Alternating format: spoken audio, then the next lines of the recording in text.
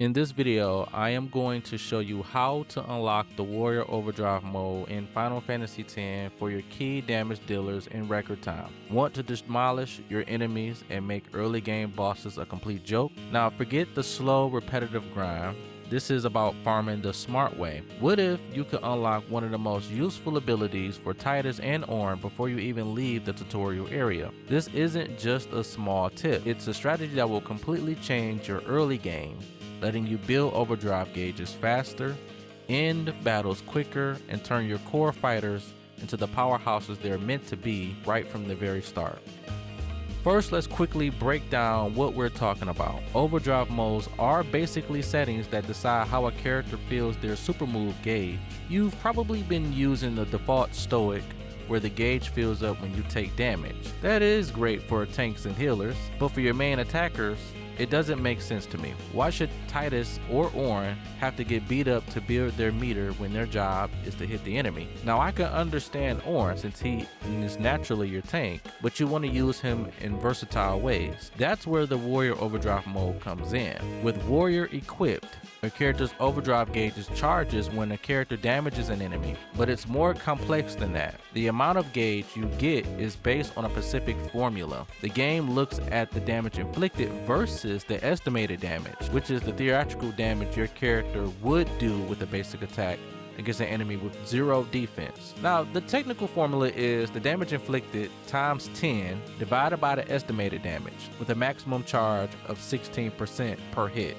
I understand the math, homie. Don't worry about all the math. All it means is that you are directly rewarded for doing what you should be doing anyway, and that is just simply attacking. Now, this synergy is what makes Warrior the best mode for your offensive focused characters like Tidus, Auron, and Wakka. Instead of waiting to take a beating, you'll be actively building your meter with every swing of your sword. This means more overdrives more often, you'll be unleashing Spiral Cuts and Bushidos far more frequently, which dramatically speeds up random encounters and gives you a massive edge in boss fights. It is, no question, a game changer for your party's damage output.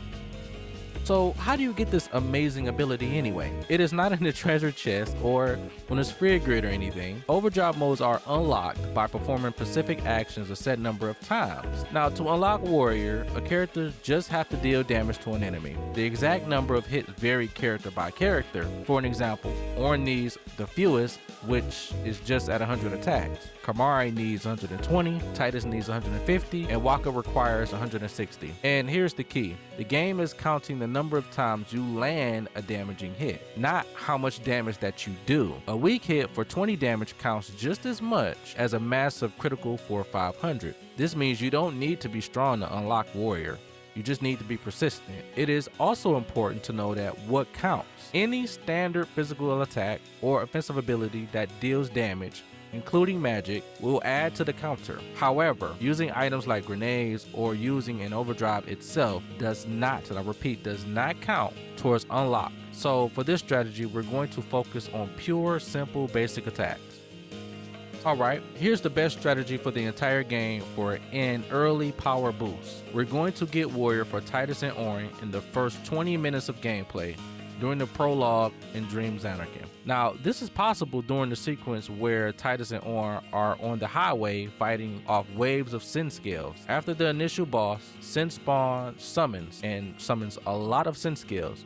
You'll be thrown into this battle, and here's the critical detail. As long as you only attack the sin scales in the back, they will also respawn indefinitely. Now, this will create a perfect no-risk training ground at the very dawn of your adventure throughout the game. Here's the step-by-step plan for this fight. Target the back row only. On every turn for both Tidus and Auron, attack the sin scales in the back. Do not, and I repeat, do not attack the ones up close, as defeating them will advance the battle and end this opportunity. And all you want to do is just attack. Just attack, attack, attack, homie. Use the attack command and you'll be all set. No need for anything fancy. This is the only action that counts towards the unlock. Now you gotta be patient. Auron will learn Warrior first. After landing 100 hits, just keep going. And after that, 150 total hits, Tidus will learn warrior as well. You'll see that notification pop up on the screen. Orin has learned warrior mode, and a bit later, Titus has learned warrior mode. This whole process should take only 25 to 30 minutes depending on how consistent you are. Some of you may be on console, some of you may be on PC with that 4x speed, and that's okay. You have it faster than others.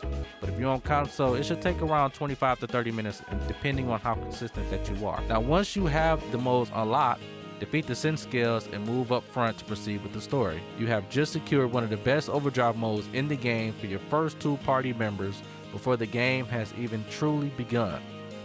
Now that Titus and Orin are set, what about Waka and Kamari? For them, the best opportunity comes a little later aboard the SS Licky, the ship that takes you from Besaid to Kilika. A little while into the story on the SS Licky, Sin will attack, triggering a battle on the deck. The main boss is Sin's Fin, but it is joined by 3 smaller fiends called Sin Scales. Just like in Dreams Anakin, these Sin Scales respawn indefinitely as long as you don't kill the main boss. This creates another perfectly safe way to rack up hundreds of attacks. Now here's the step-by-step game plan for this fight. Cast Haste, which is very optional by the way. If you happen to grind on Besaid and taught Titus Haste, cast it on Waka and Kamari to speed things up. If not, don't worry homie, the Sin Scales attacks are very weak. Don't even look at Sin's Fin. Your only target are the 3 Sin Scales. On every single turn for Waka and Kamari, just use their basic attack on the Sin Scales. Have Titus guard or help attack to make it go faster. Once you defeat the 3 Sin Scales, another 3 will take its place. Now, just keep attacking. You will soon see the notification pop up. Kamari has learned warrior mode, followed by Waka. He has learned warrior mode. In this same fight, you can also unlock warrior for Titus if you skip the Dreams Anarchy method. Now, by spending an extra 25 to 30 minutes in this one, you can accomplish what would normally take hours. Once you see those unlocked messages, just take down Sin's Fin to end the battle. Congratulations homie, you did it.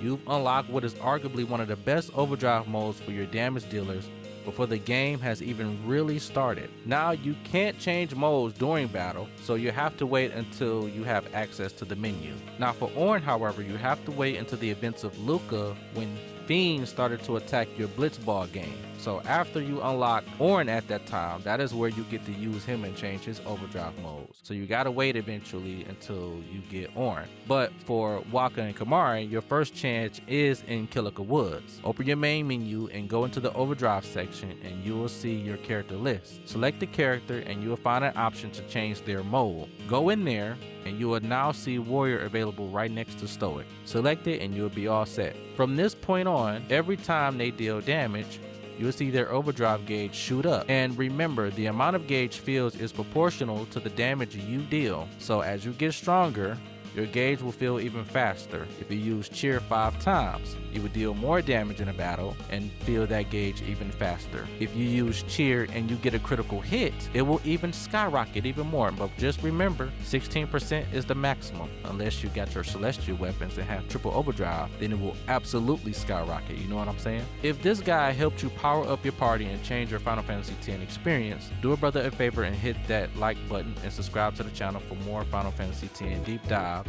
character builds, and hidden strategies on your favorite RPGs. Make sure you ring that notification bell so you never miss an upload from your boy. Let a brother know in the comments if you used this trick before or if you have any other early game tips you swear by. And that's it. The fastest, most efficient ways to unlock the Warrior Overdrive mode. By taking advantage of this infinitely respawning Sin Scales in Dreams Anakin and on the SS Licky, you can bypass hours of slow grinding and immediately give your main attackers the tool they need to dominate. Now this isn't just about saving time, it's about making the early game more fun and dynamic. You'll be pulling off more overdrives, ending battles with a flourish, and feeling that sense of power that usually take much longer to achieve. Thanks for watching, and I'll see you in the next video. This is your boy Retro from the Retro Era. Peace out, happy gaming.